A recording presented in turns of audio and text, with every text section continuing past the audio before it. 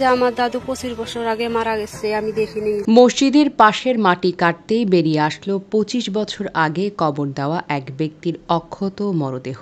খবরটি ছড়িয়ে পড়তেই আশেপাশের মানুষ মুহূর্তেই ভিড় করে ঘটনাস্থলে। শুরু হয় নানান রকমের জল্পনা কল্পনা।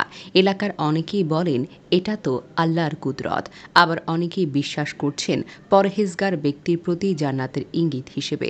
বিস্ময়কর এই ঘটনাটি ঘটে গত 22 এপ্রিল বিকেলে রংপুরের কাউনিয়া উপজেলার শিবকুটির পর এলাকার মসজিদের সেপটিক ট্যাঙ্ক খননের সময়।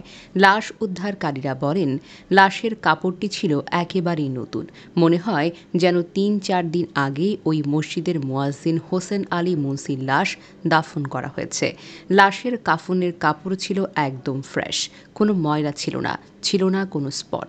প্রত্যক্ষদর্শীরা জানান, কাফনের কাপড়ের মোড়ানো অবস্থায় পাওয়া যায় মরদেহটি। হোসেন আলী মুন্সি 25 বছর আগে বার্ধক্যজনিত কারণে মারা যান। তার আগে তিনি এই মসজিদের মুয়াজ্জিনের দায়িত্ব পালন করেন। স্থানীয়রা জানান, জীবিত অবস্থায় পরহেজগার মানুষ ছিলেন হোসেন আলী মুন্সি। মৃত্যুর পর তার ইচ্ছে পূরণ করতে হলে মসজিদের পাশেই তাকে দাফন করা হয়।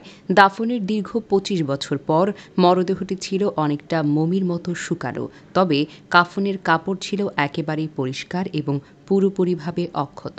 25 বছর আগে মারা যাওয়া হোসেন আলী মুন্সির অক্ষত মরদেহ দেখতে ছুটে আসেন তার পরিবার ও স্বজনরা। পরবর্তীতে মরদেহটি তুলে পার্শ্ববর্তী কবরস্থানে দাফন করা হয়। তার ছেলে জানান, 25 বছর আগে তার বাবা একেবারেই বৃদ্ধ হয়ে মারা যান। বর্তমান সময়ে মসজিদের পাশের মাটি কাটতেই দেখা যায় কাপড়। ওই কাপড় দেখে খুঁড়তে খুঁড়তে বেরিয়ে আসে লাশ। পরে অক্ষত অবস্থায় তার বাবার লাশটি দেখতে পান তারা। তার বাবার লাশটি সেখান থেকে তুলে পাশের একটি কবরস্থানে দাফন করা হয়। তার বাবার লাশের কাপড়টি এখনও অক্ষত অবস্থায় দেখতে পান। এই 25 বছরেও কাপড়ে ছিল না কোনো স্পট।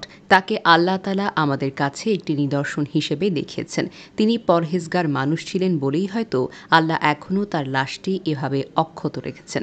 স্থানীয় মসজিদের ইমাম মিজানুর রহমান জানান, যারা ঈমান ও আমলের ওপর মৃত্যুবরণ করেন, আল্লাহ তাদের ইহকাল ও পরকালে করেন সম্মানিত। ঘটনাটি তারই ইঙ্গিত বলে ধারণা করা হয়।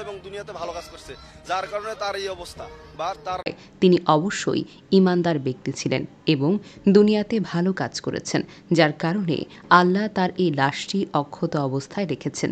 কবরে রাখা তার কাপড় ও লাশ ছিল সুরক্ষিত।